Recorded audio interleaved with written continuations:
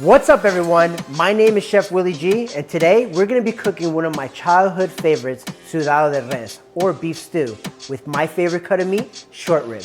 Let's do this.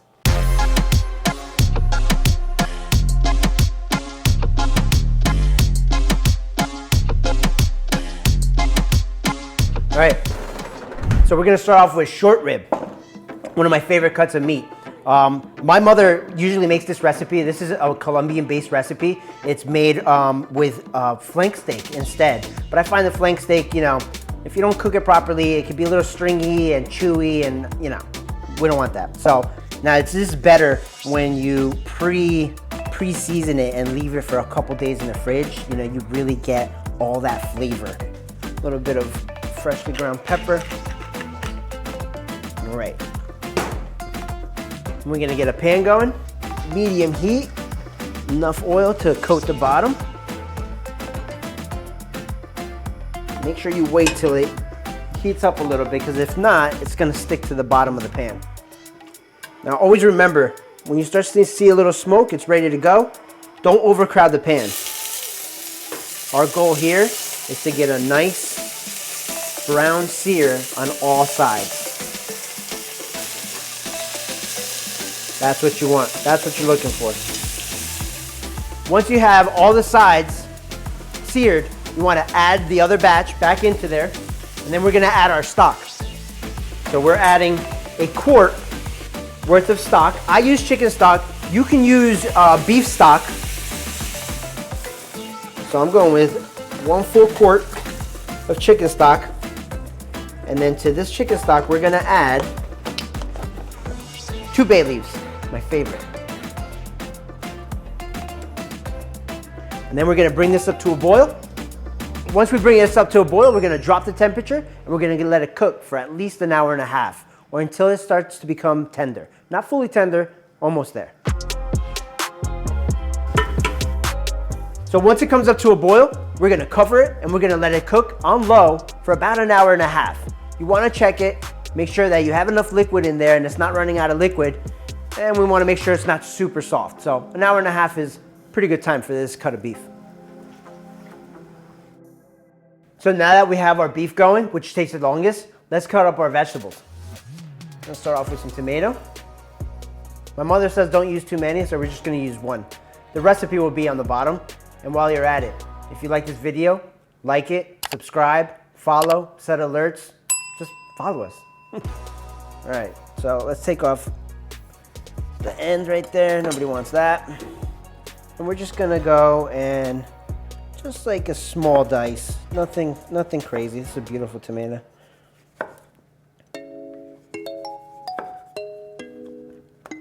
So basically what we're doing is something called a guiso. Like I was mentioning before, every country's got its form of stew with a slight variation. For example, the beef bourguignon uses mirepoix, which is, you know, carrot, celery, and onion.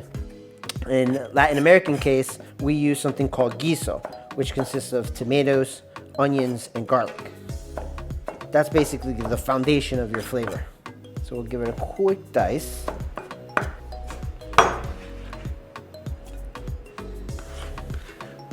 Next, for our guiso, garlic. Mom always says more is better, so we're gonna go with 4 cloves. All right. We can add this to our tomatoes. And the last ingredient for our guiso will be an onion. Now, an easy way to kind of hold this onion together while you're cutting it is look at the root end, and then that's the end that you're gonna have your hands on. So you're gonna just take your knife and you're gonna follow these lines. And don't go all the way through the onion. Just leave about like a finger's worth in the back just to kind of hold the onion together. Just go nice and slow. And you could go this way with it. I'm probably gonna do it on this one, but you don't have to if it's a smaller onion. And then just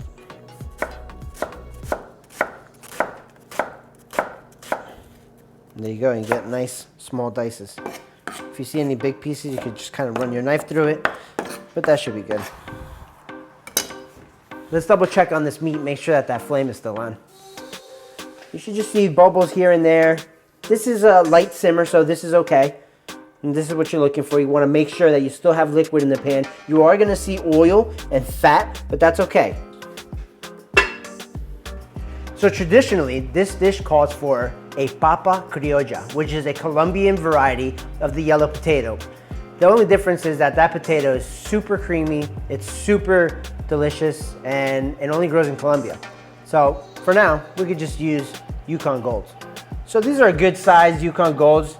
Sometimes in the store they come very, very large. These small ones are very nice. Traditionally the dish calls for potatoes and cassava. I personally don't like cassava, so I'm not doing it. Cut them in half. You don't have to use Yukon Golds. You can use red bliss potatoes, even Idaho potatoes. But those potatoes, especially like the Idaho potato, I would definitely peel. This skin is so thin that it's perfect. Once you have them all cut up, just put them in a little bowl with water so they don't turn brown on you. All right, so now that we have almost everything ready, our meat is cooking, go do that thing where you press that little red button on the bottom. I think it says subscribe, and there's another little thing that looks like this. Go press on that and see what it does. All right, so it's been about an hour and a half. We want to check our beef. We want to make sure it's tender, not super tender and falling apart. If you did that, you got to start all over.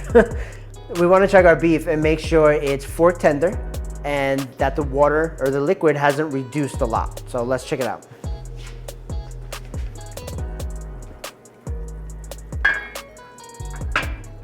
Nice. So it is fork tender, the fork goes through it, and it's not falling apart, so this is perfect.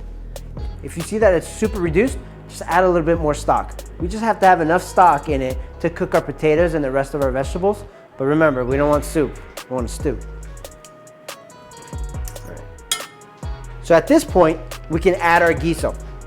Now, alternatively, you can actually saute these vegetables up a little bit in the beginning with a little bit of oil just to release some of the flavor and get a little color on it. But the way Mom does it, she just throws it in the pot. So that's what we're gonna do. Just throw it right in there. Make sure everything gets covered by the liquid. Again, we're not trying to cover everything to the top, but as long as everything is submerged, we should be good. So once you have your guiso and your potatoes in it, just season it up a little bit.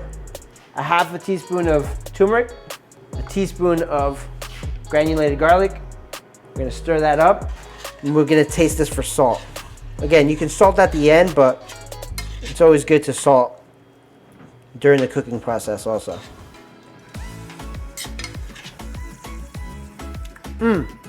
Perfect. My mom would be so proud. You can taste enough cumin in it where it's not overpowering, but it's still there. Salt level is good. I might have to salt it at the end, but we'll wait till the end because as it reduces, it gets saltier. Everything just blends perfectly. Right on point. So bring it back to a boil real quick just to get the temperature up, and then again, we drop it and watch it. All right, so it's been an hour and a half. Let's go check if everything's ready.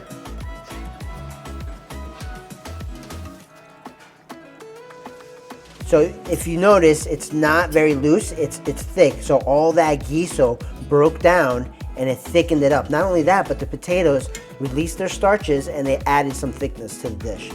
This is perfect. All right, so that's exactly what we're looking for. It reduced perfectly, it got nice and thick. All that guiso broke down and the starches really helped thicken it out. Let's taste it and make sure it's good on salt.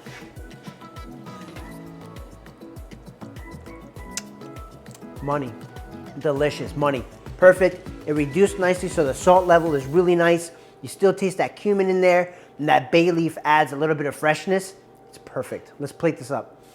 Traditionally, this dish is with rice and potatoes because we're gordos, but you could just have it with the salad. It's still good. Just do it with simple white rice.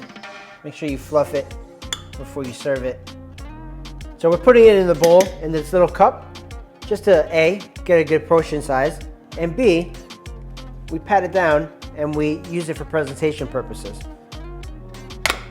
Just flip it right on your plate and it should stay. Now we take our sudado, or beef stew, and just plate